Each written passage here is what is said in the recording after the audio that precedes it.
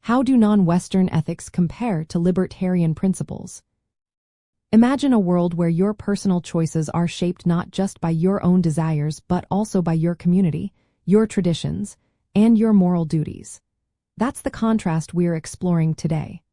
Libertarianism puts a spotlight on individual freedom, emphasizing that each person should be free to make their own decisions as long as they do not harm others. It's built on respect for natural rights like life, liberty, and property. The core idea is that government should interfere as little as possible, only stepping in to prevent harm or protect rights. The non-aggression principle is central here, which means no initiating force against others. Libertarians believe social order naturally emerges when people freely cooperate without coercion. Now, when we look at many non-Western ethical systems, the focus shifts. These traditions often prioritize community, duty, and harmony over individual independence. For example, Confucianism emphasizes relationships, social roles, and filial piety. Doing your duty within your family and society is what defines moral behavior, not asserting personal rights.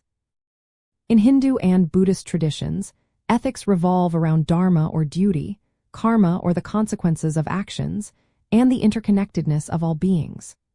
African communitarian ethics highlight collective well-being and decision-making, where individual identity is deeply tied to the group. Islamic ethics blend religious law with social responsibilities, balancing personal accountability with community obligations. When we compare these to libertarian ideas, some clear differences emerge. Libertarians see the individual as the main moral unit, while many non-Western systems see the person as part of a larger social or cosmic order. Libertarians believe that freedom means making choices without interference, while Confucian or communitarian views often see freedom as fulfilling social roles and maintaining harmony. Economically, libertarians champion free markets, private property, and voluntary exchanges.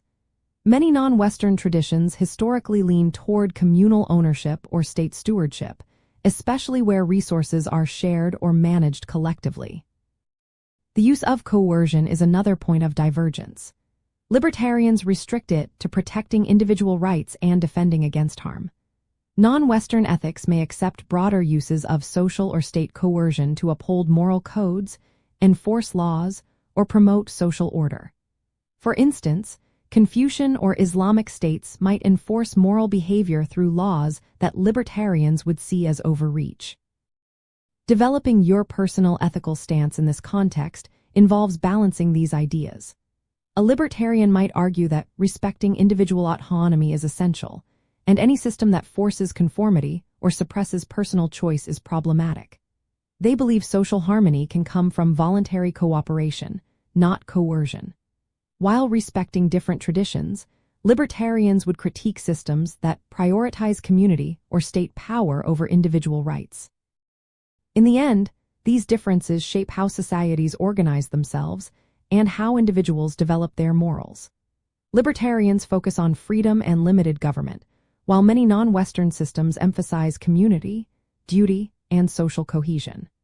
Understanding these contrasts helps us see that developing a personal ethical stance involves choosing which values resonate most with our view of human nature and society.